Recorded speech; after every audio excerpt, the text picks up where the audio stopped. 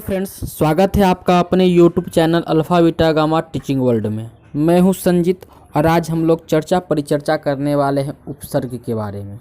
आज संस्कृत ग्रामर का तीसरा क्लास है।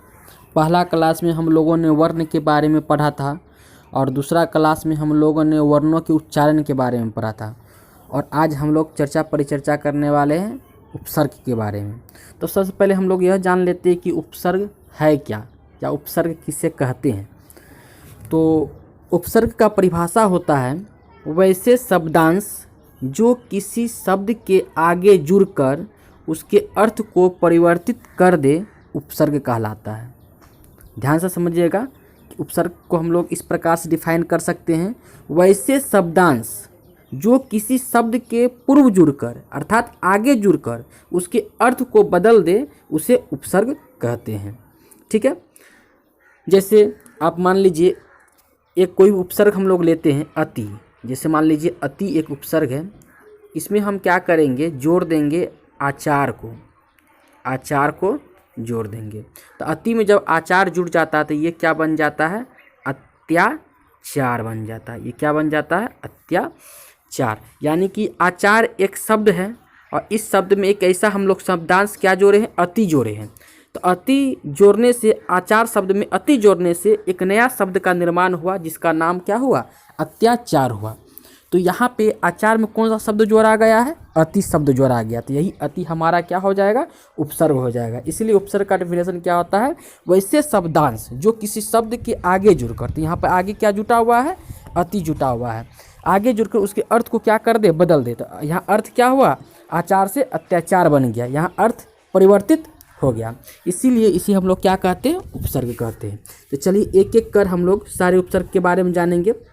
संस्कृत में ऐसे 22 प्रकार के उपसर्ग होते हैं। 22 प्रकार के उपसर्ग के बारे में हम लोग आज चर्चा करेंगे, पढ़ते हैं। चलिए देखिए, एक नंबर पहला उपसर्ग क्या है।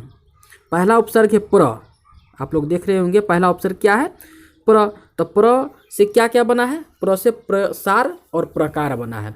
तो प्र एक उपसर्ग है, इसमें क्या किया गया है, सार शब्द में प्र जोड़ दिया गया है। प्र उपसर्ग है तो सार में अगर प्र जोड़ेंगे तो क्या हो जाएगा, प्रसार हो जाएगा। प्र में हम क्या किए, सार में जोड़ा हुआ है ना, सार एक शब्द, इसमें प्र जोड़ने से क्या बनेगा, प्रसार। उसी प्रकार से कार, तो कार में क्या किया गया है, प्र जोड़ा गया है। तो प्र जोड़ने से एक नया शब्द बना जिसका नाम क्या है, प्रकार।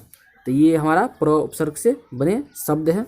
अगर हम लोगों को एग्जाम में पूछा जाए कि प्रकार में कौन सा उपसर्ग है, तो हम आराम से बता सकते हैं कि प्रकार में क्या उपसर्ग होगा, तो प्र उपसर्ग होगा।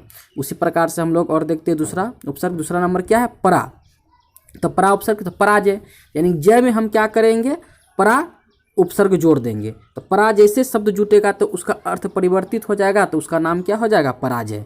ठीक है। उसी प्रकार से भव में परा जोड़ेंगे तो पराभाव। उसी प्रकार से और सारे उपसर्ग को हम लोग देख सकते हैं। जैसे अप, तो अप में क्या होगा, अपमान। मान में हम अप जोड़ेंगे तो अपमान हो जाएगा। कार में हम क्या करेंगे, अप जोड़ेंगे, कार में कार में अप जोड़ेंगे तो अपकार हो जाएगा। अब उसके बाद चौथा उपसर्ग है सम। तो सम में क्या है, यहाँ पे जो सम उपसर्ग होता है, तो सम में हम लोग क्या करते हैं, हार जोड़ते हैं, है ना। सम में हार जोड़ते हैं। सम में अगर हार जोड़ेंगे तो ये हो जाता है संहार। ये क्या हो जाता है, संहार हो जाता है। ठीक है ना, ये संहार हो जाता है। और उसी प्रकार से सम में हम वाद जोड़ेंगे, सम में वाद जोड़ेंगे तो क्या हमारा हो जाएगा, संवाद हो जाएगा। ठीक है। अगला पांचवा उपसर्ग है हमारा अनु। है ना, पांचवा उपसर्ग क्या है, अनु। तो अनु से क्या बनेगा, अनुरोध। रोध में क्या करेंगे, अनु जोड़ेंगे तो अनुरोध। भव में अनु जोड़ेंगे तो अनुभव। चलिए इस प्रकार से छठा उपसर्ग हो जाएगा अवरोध, अवकाश। इसी प्रकार से सारा उपसर्ग होगा। हमेशा याद रखना है कि किसी भी शब्द के जो आगे जुड़ा रहता है और उससे एक सार्थक अर्थ प्राप्त होता है, उसी को हम लोग उपसर्ग कहते हैं। तो अब से क्या होगा, अवरोध अवकाश हो जाएगा। अब से अवरोध अवकाश हो जाएगा। निस उपसर्ग, क्वेश्चन नंबर 7 नंबर, निस उपसर्ग। निस से क्या होगा, निश्चय। निस जोड़ चय, निश्चय, और निस जोड़ तार, निस्तार हो जाएगा। नीर, तो नीर से क्या होगा, निर जोड़ मल, निर्मल, और निर जोड़ जन, क्या हो जाएगा, निर्जन, है ना, निर्जन। और दुस उपसर्ग के दुस जोड़ कर्म, क्या हो जाएगा, दुष्कर्म। दुस जोड़ प्रचार, क्या हो जाएगा, दुष्प्रचार हो जाएगा। ठीक है। उसके बाद है दूर।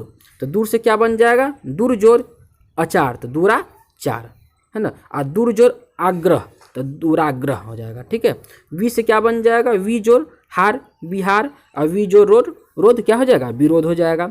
उसके बाद 12वां नंबर उपसर्ग है आ, तो आ में क्या करेंगे, चार जोड़ देंगे तो आचार हो जाएगा हमारा, और आ में हार जोड़ देंगे तो आहार हो जाएगा। उसी प्रकार से नी उपसर्ग है, 13वां नंबर उपसर्ग क्या है, नी, तो नी से क्या हो जाएगा, दान, दान में अगर हम नी जो या दानम में हम नी जोड़ते तो निदानम। ठीक है, वास, वास मतलब रहना हुआ, तो वास में अगर नी जोड़ेंगे तो निवास हो गया। कार में अधि, अधि उपसर्ग 14 नंबर अधि उपसर्ग, तो कार में क्या करेंगे, अधि जोड़ेंगे तो अधिकार, और भार में अधि जोड़ेंगे तो अधिभार हो जाएगा। फिर जाके 15 नंबर उपसर्ग है अति, 15 नंबर उपसर्ग क्या है, अति, तो अति में क्या, सार जोड़ा गया, अति में सार जोड़ा, सार में क्या जोड़ा गया, आगे में अति लगाया तो इससे क्या बन गया, अति सार, और काल में क्या जोड़ा लगाया गया, अति, तो क्या हो गया इससे अति काल।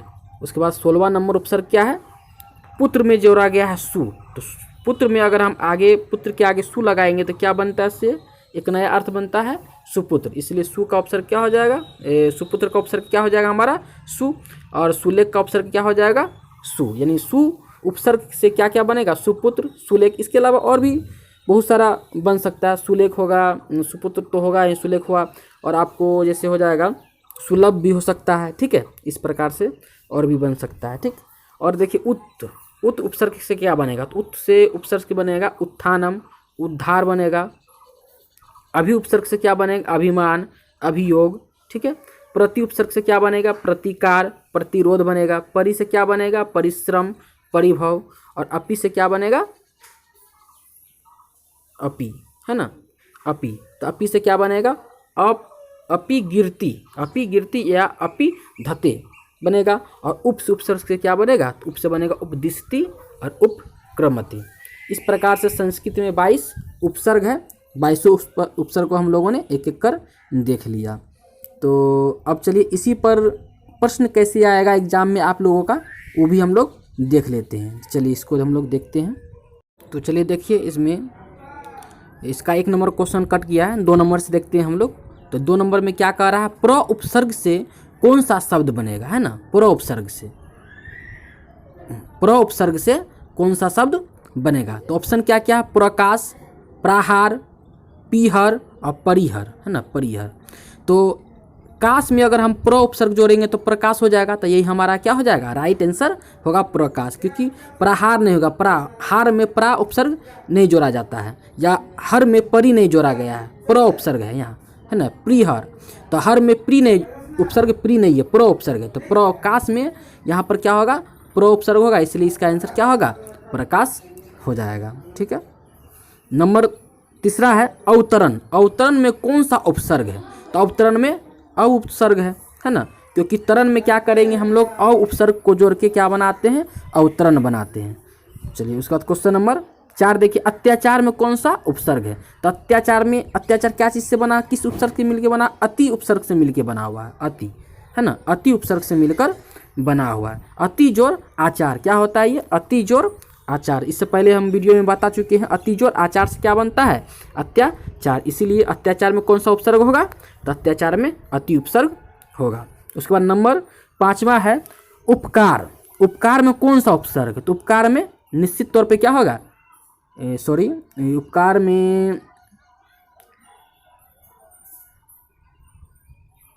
अपकार है, यहाँ क्या है, अपकार में कौन सा उपसर्ग है, तो अपकार में क्या होगा, निश्चित तौर पे अप उपसर्ग हो जाएगा। हम सोच रहे थे उपकार है, लेकिन ऑप्शन में तो था ही नहीं उपकार का आंसर, इसीलिए अपकार यहाँ है। अपकार में कौन सा उपसर्ग है, तो अपकार में क्या हो जाएगा हमारा, अप उपसर्ग हो जाएगा। चलिए क्वेश्चन नंबर हम लोग 6 देखते हैं। क्वेश्चन नंबर 6 क्या है, सु उपसर्ग से कौन सा शब्द बनेगा, तो सु उपसर्ग से क्या क्या बन सकता है, तो सुलभ दिया है, सुलभ, सुलाभ है और सुलभ। तो यहाँ देखिए सु उपसर्ग में हर्षऊ है, सु उपसर्ग में क्या है, यहाँ देख रहे हैं हर्षऊ है, क्या है हर्षऊ है, तो हर्षऊ वाला देखना है, तो हर्षऊ में एक ही है यहाँ पे सुलभ, और शुभ लाभ तो होगा ही नहीं, क्योंकि लभ में हम लोग क्या करते हैं, सु उपसर्ग जोड़ के सुलभ बनाते हैं, इसीलिए सु उपसर्ग से कौन सा शब्द बनेगा, तो सुलभ बन जाएगा। ठीक है, सुक्ति में कौन सा उपसर्ग है, क्वेश्चन नंबर 7 देखिएगा ध्यान से, सुक्ति है ना, सुक्ति, सुक्ति में कौन सा उपसर्ग है, सुक्ति में स में दीर्घकार है, तो हम लोग ये जानते हैं कि इसका संधि विच्छेद जब हम लोग करेंगे सुक्ति का, तो सु जोड़ उक्ति होता है, सु जोड़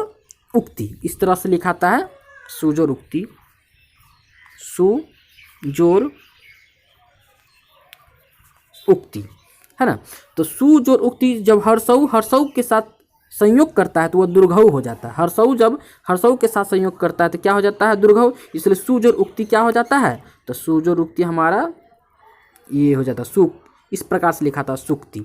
इसलिए सुक्ति में कौन सा उपसर्ग होगा, तो सुक्ति में सु उपसर्ग होगा। तो ये हमारा 7 नंबर का आंसर क्या होगा, ग नंबर होगा, सही आंसर सु होगा। चलिए क्वेश्चन नंबर 8 को हम लोग देखते हैं। तो क्वेश्चन नंबर 8 क्या कह रहा है, तो 8 में कह रहा है कि दुस उपसर्ग से कौन सा शब्द बनेगा। तो दुस से क्या बन सकता है, तो दुष्प्रचार, दुर्नाम, दुर्लित और दुर्लभ, है ना। क्या क्या है, दुष्प्रचार, दुर्लित, दुर्लभ और दुर्नाम है। तो इससे हमारा आंसर क्या इसका हो जाएगा, दुस उपसर्ग से कौन सा शब्द बनेगा, तो इससे हो जाएगा दुष्जोर प्रचार, दुष्प्रचार हमारा हो जाएगा। क्योंकि यहाँ पर क्या है, दुर्ललित है, दुर्ललित कभी भी नहीं हो सकता है, ठीक है। इसका आंसर सही आंसर हो जाएगा दुष्जोर प्रचार, दुष्प्रचार हो जाएगा। चलिए क्वेश्चन नंबर हम लोग 9 देखते हैं।